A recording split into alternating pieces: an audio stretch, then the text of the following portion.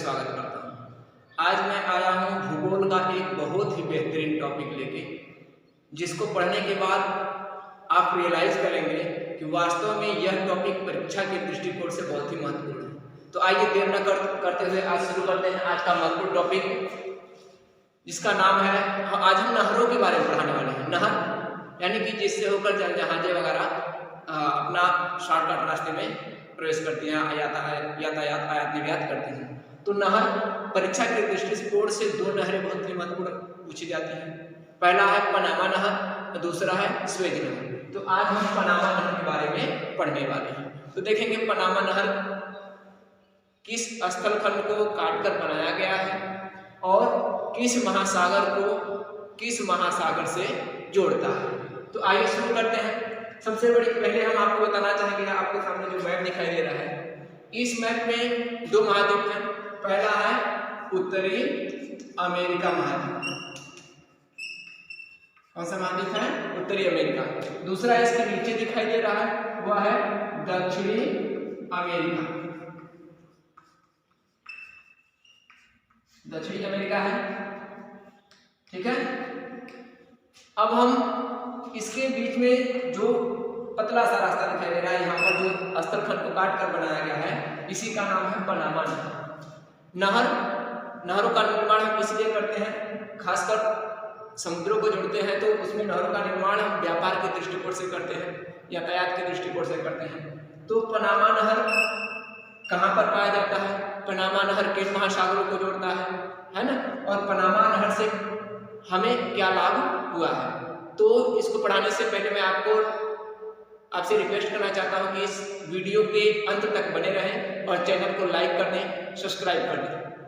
तो पनामा नहर दो महाद्वीपों के मध्य है, एक उत्तरी अमेरिका महाद्वीप, दूसरा है हमारा दक्षिणी अमेरिका महाद्वीप। इनके बीच में एक पनामा स्थल जलडमरू मध्य है। इस पनामा स्थल जलडमरू मध्य को काटकर, यहाँ पे काटकर अटलांटिक महासागर, ये कौन सा महासागर है? इस साइड दाहिने साइड में हमारे अटलांटिक महासागर है और इस साइड में कौन सा महासागर है? प्रशांत महासागर। तो पनामा नहर किन दो महासागरों को जोड़ती है?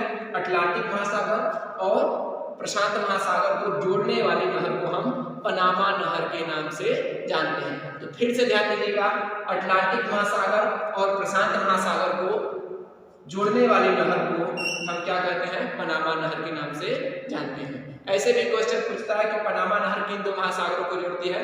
तो अटलांटिक महासागर और प्रशांत महासागर को आपस में जोड़ती है। अब आगे चलते हैं, इस प्रशांत क्या कहते हैं, पनामा नहर की खूबियों के बारे में जानते हैं। तो पनामा नहर का निर्माण 15 अगस्त सन 1914 ईस्वी में किया गया था। याद रखिएगा, 15 अगस्त सन 1914 ईस्वी में किया गया। इसके निर्माण में लगभग 10 वर्ष का समय लगा था। और इस पनामा नहर की लंबाई, ये जो स्थल जलडमरू मध्य है, इसकी लंबाई कितना है? 82 किलोमीटर। यही सारी चीजें परीक्षा पूछती है। पनामा नहर की लंबाई कितना है? 82 किलोमीटर और पनामा नहर की चौड़ाई है 16 किलोमीटर। और दूसरी बात है, इस नहर में लगभग 12 मीटर की गहराई के डूब वाले जहाज भी आसानी से इस पार से उस पार जा सकते हैं। इसकी गहराई कितनी है? 12 मीटर। तो ध्यान दीजिएगा, पनामा नहर का निर्माण 15 अगस्त सन 1914 ईस्वी में हुआ था और इस नहर की लंबाई है 82 किलोमीटर और इस नहर की चौड़ाई कितना है? 16 किलोमीटर और इसकी गहराई कितना है? 12 किलोमीटर। अब मैं आपको बताना चाहता हूँ कि इस नहर को पार करने में, यानी अटलांटिक तट से पनामा यानी कि प्रशांत तट तक पहुंचने में लगभग पार करने में 7 से 8 घंटे का समय लगता है। अब सोचेंगे दूरी तो यानी कि इसकी लंबाई 82 किलोमीटर है, लेकिन 7 से 8 घंटे का समय क्यों लगता है?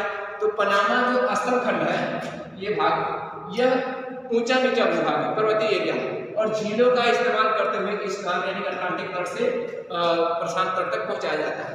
तो आप जैसे पर्वतीय क्षेत्र के लिए ऊंचा नीचा भूभाग है। अब इस स्थल खंड को काट दिया गया, इधर नीचे डाउन है, तो यहाँ पर क्या कर दिया है? बैरिकेड बना दिया है, बांध बना दिया है जल को रोकने के लिए। तो यहाँ पर जब ज्वार आता है यानी कि इस जल को भरा जाता है इस एरिया को, जब यहाँ से बांध यहाँ पहुंच जाएगी तो नीचे वाले बांध को बांध दिया जाता है, इसको खोल दिया जाता है, तो नीचे वाला बांध यहाँ आ जाएगा, तो यहाँ जल भर जाएगा, फिर यह आगे चला जाएगा, ऐसे करते करते कहाँ पहुंच जाता है अटलांटिक से प्रशांत महासागर या प्रशांत से अटलांटिक तक पहुंच जाता है। तो समय लगने का रीजन क्या है कि यह भाग ऊंचा नीचा है, जिसके कारण बांध बांधकर धीरे धीरे स्टेप बाय स्टेप जहाजों को छोड़ा जाता है। तो यह जो पनामा नहर है अटलांटिक महासागर के तट यानी कि कोलन तट को पनामा यानी कि प्रशांत महासागर के पनामा तट के मध्य बनाया गया है। इनको काटकर यानी कि इसके बीच के क्षेत्र को काटकर दोनों को आपस में मिलाया गया है। अब मैं बताना चाहता हूँ इसकी विशेषता, यानी कि पनामा जो नहर है इसके बन जाने से क्या लाभ हुआ है। तो सबसे बड़ा लाभ अमेरिका महाद्वीप को हुआ है। अमेरिका में जो न्यूयॉर्क है, यहाँ पर अमेरिका का जो सिटी है, न्यूयॉर्क से सैन फ्रांसिस्को जाने में इसको पूरा दक्षिणी अमेरिका का जो दक्षिणी भाग है यहाँ से मैगलन जल सर्विस होकर यानी कि यहाँ से चलती थी जहाज और ऐसे घूमकर लगभग ऐसे यहाँ पहुंचती, काफी ज्यादा दूरी को तय करना पड़ता था। अब हम बताना चाहेंगे कि जो अमेरिका है न्यूयॉर्क से सैन फ्रांसिस्को पहुंचने में इसको जो समय लगता था वो तो लगता ही था, काफी ज्यादा दूरी तय करनी पड़ती थी। इनके यानी कि न्यूयॉर्क से सैन फ्रांसिस्को आने में 13,000 किलोमीटर की दूरी कम तय करनी पड़ती है। यानी कि जो अमेरिका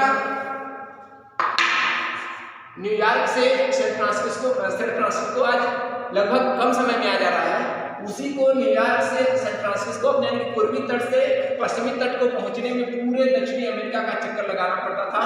आज यह दूरी घटकर कितनी हो गई है, मात्र 6 से 7 हजार किलोमीटर बच गया है, 6 से 7 हजार किलोमीटर बच गया है, यानी कि 13,000 किलोमीटर कम दूरी तय करना पड़ रहा है।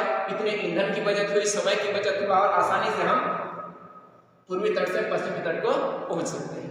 दूसरी बात है इस जहां यानी कि जो पनामा नहर है, इस पनामा नहर में प्रतिदिन लगभग 50 से 70 जहाजें गुजरती हैं। यानी कि एक दिन में लगभग 50 से 70 जहाजें प्रतिदिन अटलांटिक तट से आपका प्रशांत तट और प्रशांत तट से अटलांटिक तट को जाती है। तो आपको मैंने बताया पनामा नहर के बारे में। पनामा नहर का जो निर्माण हुआ है अटलांटिक महासागर और प्रशांत महासागर के बीच में जो पनामा स्थलखंड है प्रशांत तट पर, और कोलन स्थलखंड है आपका, कोलन क्षेत्र है तो कोलन तट है आपका अटलांटिक महासागर के पास, इसको काटकर बनाया गया है।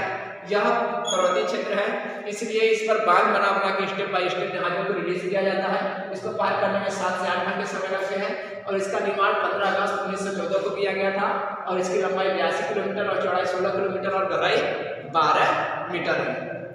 और व्यापार में इसके बन जाने से क्या लाभ है, अमेरिका के पूर्वी तट से पश्चिमी तट को पहुंचने के लिए जो काफी ज्यादा समय और दूरी तय करनी पड़ती थी, वह दूरी घटकर कितना हो गई हमारा, यानी कि उसमें 13,000 किलोमीटर की दूरी कम हो गई, जो यहाँ से पूरा दक्षिणी अमेरिका को पार करता जाता था। दूसरी बात है, अगर यूरोप आपको मैप के माध्यम से समझाना चाहूंगा, ये जो पनामा क्षेत्र है यानी कि यहाँ से यहाँ आने में क्या होता था, पूरा दक्षिणी अमेरिका का चक्कर लगाना पड़ता था ऐसे घुमा के।